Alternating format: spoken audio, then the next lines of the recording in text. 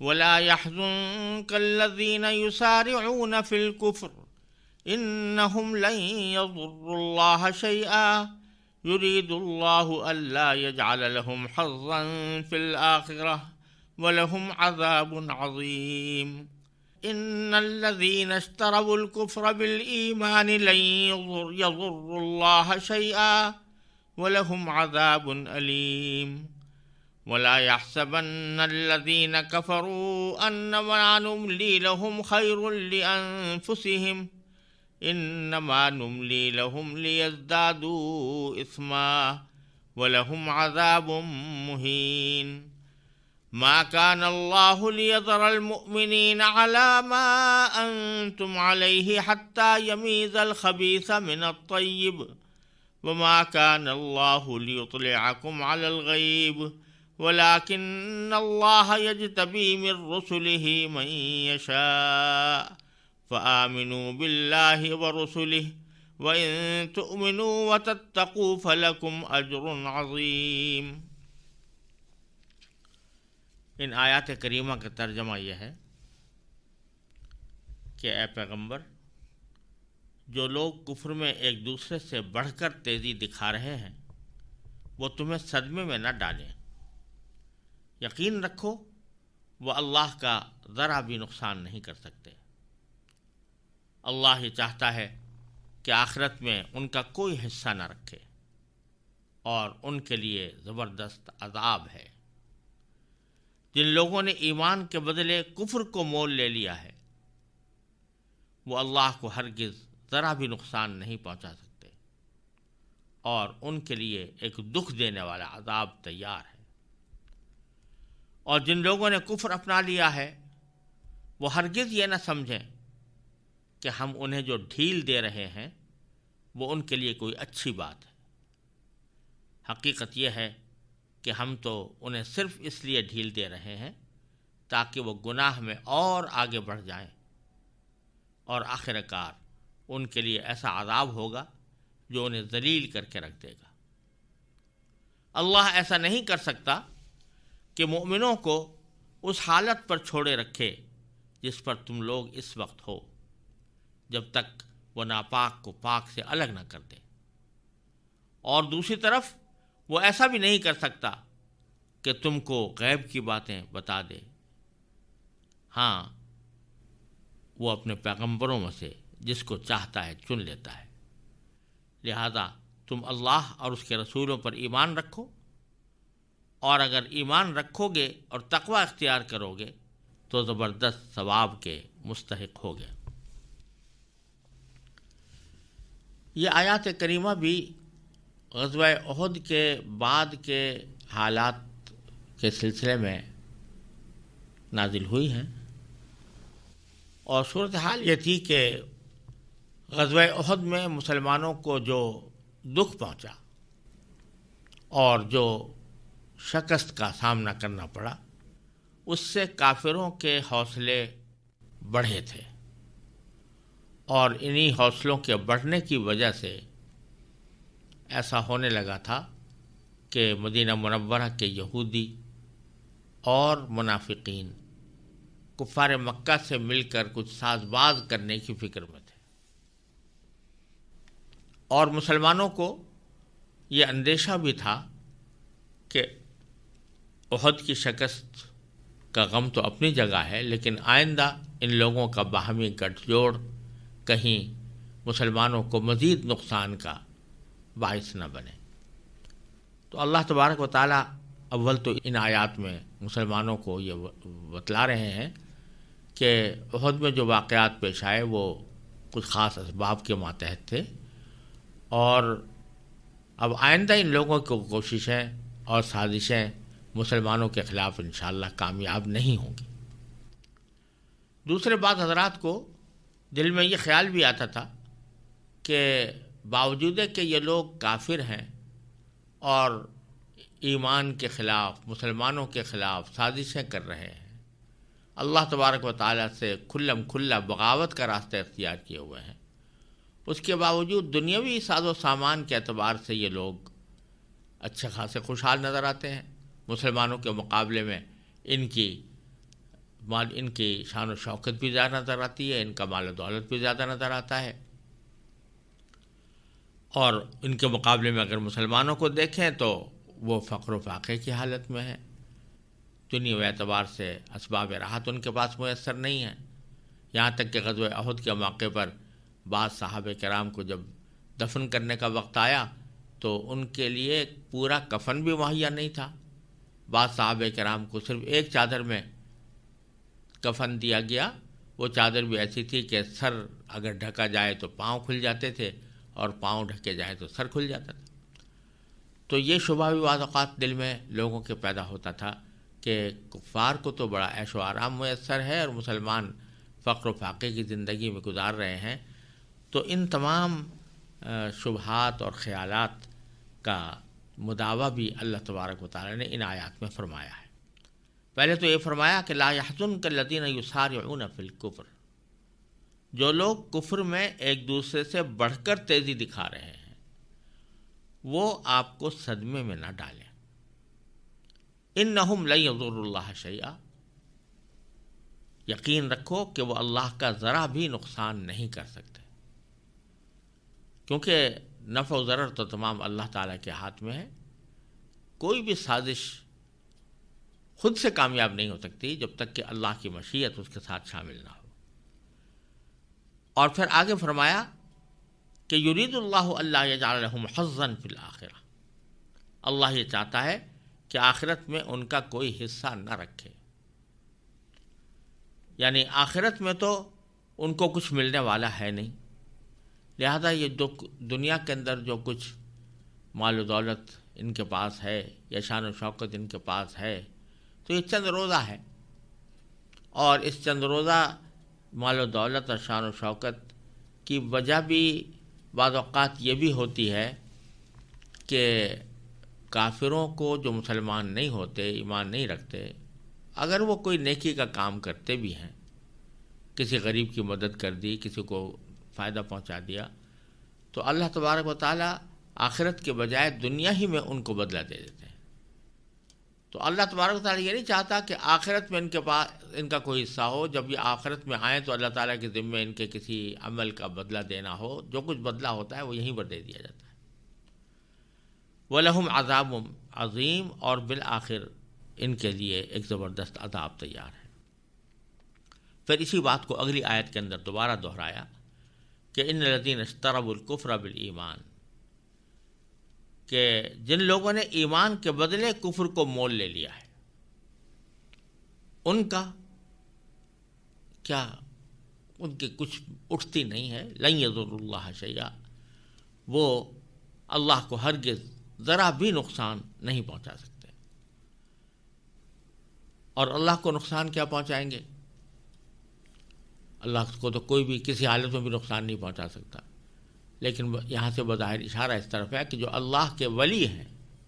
جو اللہ کے دین کے پیروکار ہیں، ان کو بھی نقصان نہیں پہنچا سکیں گے۔ وَلَهُمْ عَذَابٌ علیم، اور ان کے لیے ایک دکھ دینے والا عذاب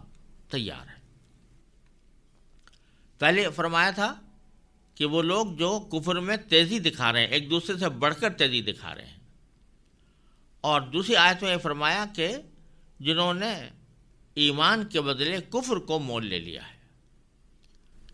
دونوں میں نتیجے کے اعتبار سے کوئی فرق نہیں، نتیجہ دونوں کا یہی ہے کہ نقصان نہیں پہنچا سکتے، لیکن پہلی آیت میں ان کی جو سازشیں ہیں ان کی طرف اشارہ ہے کہ وہ جو سازشیں کرنا چاہتے ہیں، ایک دوسرے سے تیزی دکھا رہے ہیں کہ ایک دوسرے سے بڑھ چڑھ کر مسلمانوں کو نقصان پہنچانے کی کوشش کریں، وہ نہیں پہنچا سکیں گے۔ اور دوسری آیت میں ان کے اس نقصان نہ پہنچانے کی ایک طرح سے وجہ بیان فرمائی گئی ہے کہ چونکہ انہوں نے سودا ہی ایسا غلط کیا ہے کہ ایمان کے بدلے کفر مول لے لیا ہے، لہذا ان کے کسی کام میں کوئی کامیابی ان کو حاصل نہیں ہوگی، اور ان کے لیے ایک دکھ دینے والا عذاب تیار ہے۔ اور یہاں پر یہ بات بھی معلوم ہوتی ہے کہ اگر مسلمان اپنے دین کے اوپر، دین کے تقاضوں پر ٹھیک ٹھیک عمل کر رہے ہوں تو محض دشمن کی سازشیں ان کو نقصان نہیں پہنچاتی، انجام کار دشمن کی سازشیں ناکام ہوتی ہیں۔ تھوڑا بہت نقصان پہنچ جائے اور پھر حالات درست ہو جائیں، یہ تو ہوتا ہے، لیکن سازشوں سے مسلمان بالکل تباہ و برباد ہو جائیں، یہ نہیں ہو سکتا،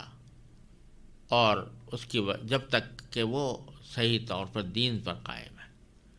ہاں البتہ اگر وہ خود اپنے غلط راستے پر پڑ جائیں اور راستے سے بھٹک جائیں تو پھر دشمنوں کی سازشوں میں کامیاب ہو جاتی ہیں۔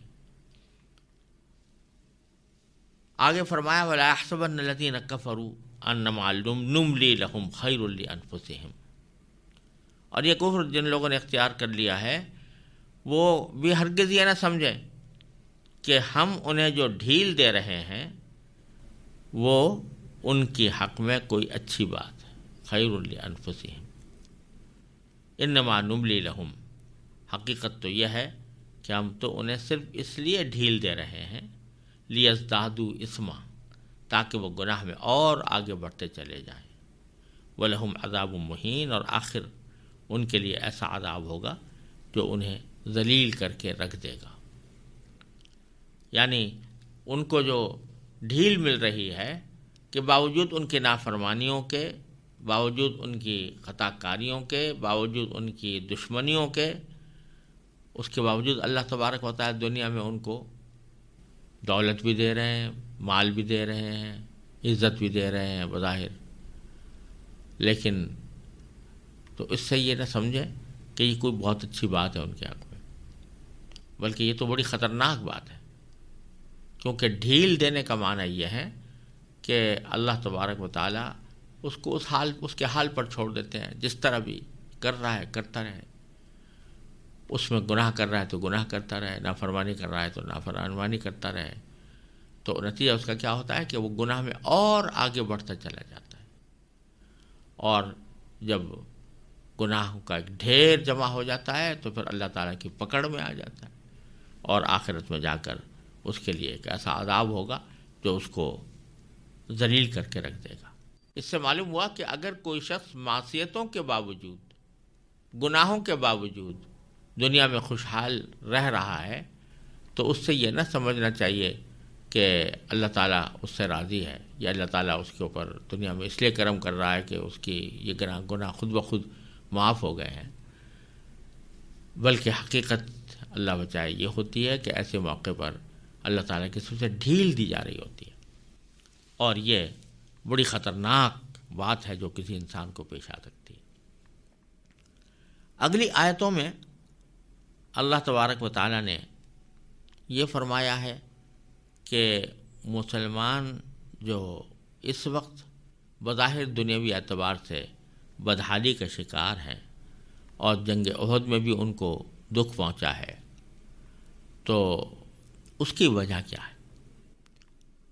وہ فرمایا کہ ما کان اللہ لیذر المؤمنین علی ما انتم علیہ، اللہ ایسا نہیں کر سکتا کہ مومنوں کو اس حالت پر چھوڑے رکھے جس پر تم لوگ اس وقت ہو۔ یعنی اس وقت تو صورتحال یہ ہے کہ مسلمان اور منافقین ملے جلے رہ رہے ہیں،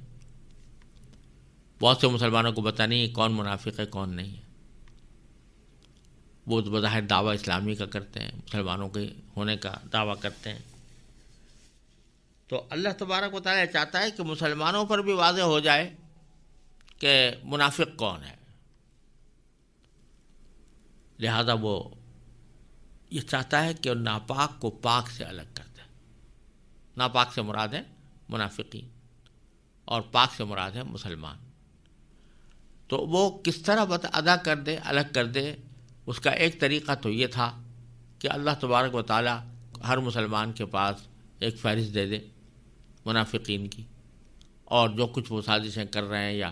جو کچھ وہ کرنے جا رہے ہیں اس کا علم پہلے سے سارے مسلمانوں کو دے دے۔ تو باری تعالیٰ فرماتے ہیں کہ یہ اللہ تعالیٰ کا دستور نہیں ہے کہ غیب کی باتیں وہ انبیاء کرام کے علاوہ کسی اور کو بتائی جائے۔ انبیاء کرام کو بے شک بہت سی غیب کی باتیں بتائی دی جاتی ہیں، اور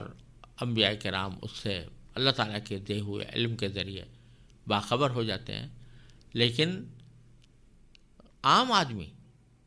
جو انبیاء کرام میں شامل نہیں ہے اس کو غیب کی خبریں اللہ تعالیٰ براہ راست نہیں پہنچاتے، ہاں انبیاء کرام کے ذریعے پہنچا دیتے ہیں۔ تو اس لیے تمہیں براہ راست ہم غیب کے ذریعے تو بتا نہیں سکتے تھے کہ فلاں منافق ہے اور فلاں نے یہ سازشیں کی ہوئی ہیں، البتہ ہم نے حالات ایسے پیدا کیے، اور یہی اللہ تعالیٰ کی سنت ہے کہ حالات ایسے پیدا کیے جس سے تمہارے سامنے خود کھل کر آ گیا کہ کون ہے جو اس جنگ جیسے مواقع پر، جنگ کے جیسے مواقع پر وہ ثابت قدم رہتا ہے، اور کون ہے جو پیٹھ پھیر کر بھاگ جاتا ہے، اور اس پیٹھ پر پھیر کر بھاگنے پر کوئی شرمندہ بھی نہیں ہوتا بلکہ سینہ زوری کرتا ہے اور یہ کہتا ہے کہ ہماری بات نہیں مانی گئی، اس واسطے یہ نقص شکست ہوئی، اور ہم تو اسی لیے بھاگے کہ حقیقت میں کوئی جنگ نہیں تھی، یہ محض جنگ کا ایک نام تھا اور خودکشی تھی وغیرہ وغیرہ۔ تو بجائے اس پر شرمندگی کا اظہار کرنے کے وہ سینہ زوری کرتے ہیں، تو اس کے نتیجے میں لوگوں پر واضح ہو جاتا ہے کہ یہ منافق ہیں۔ تو اللہ تعالیٰ نہیں چاہتا کہ تمہیں اس حالت پہ چھوڑ دے کہ تمہیں پتہ ہی نہ ہو کہ کون پاک ہے، کون ناپاک ہے، کون مسلمان ہے، کون منافق ہے۔ تو فرمایا کہ ما کان اللہ ایسا نہیں کر سکتا، لیذر المؤمنین کہ مسلمانوں کو چھوڑ دے، علی ما انتم علیہ اس حالت پر جس پر تم اس وقت ہو، حتی یمیز الخبیث من الطیب یہاں تک کہ وہ ناپاک کو پاک سے الگ نہ کر دے۔ وما کان اللہ لیطلعکم علی الغیب، اور دوسری طرف وہ ایسا بھی نہیں کر سکتا کہ تم کو براہ راست غیب کی باتیں بتا دے۔ ولیکن اللہ یجتبی من رسلہ من یشاء، ہاں وہ جتنا بتانا مناسب سمجھتا ہے اس کے لیے اپنے پیغمبروں میں سے جس کو چاہتا ہے چن لیتا ہے۔ یعنی غیب کا مکمل علم تو صرف اللہ تعالیٰ کے پاس ہے، لیکن وہ اپنے پیغمبروں میں سے جس کو چاہتا ہے، جتنا چاہتا ہے، غیب کی باتیں بتا دیتا ہے۔ لہذا فرمایا کہ فآمنوا باللہ ورسلہ، لہذا تم اللہ اور اس کے رسولوں پر ایمان رکھو، وإن تؤمنوا وتتقوا، اور اگر ایمان رکھو گے اور تقوی اختیار کرو گے، فلکم اجر عظیم، تو تمہارے لیے بہت زبردست ثواب تیار ہے اللہ تعالیٰ کے پاس، تمہیں وہ ثواب ملنے والا ہے۔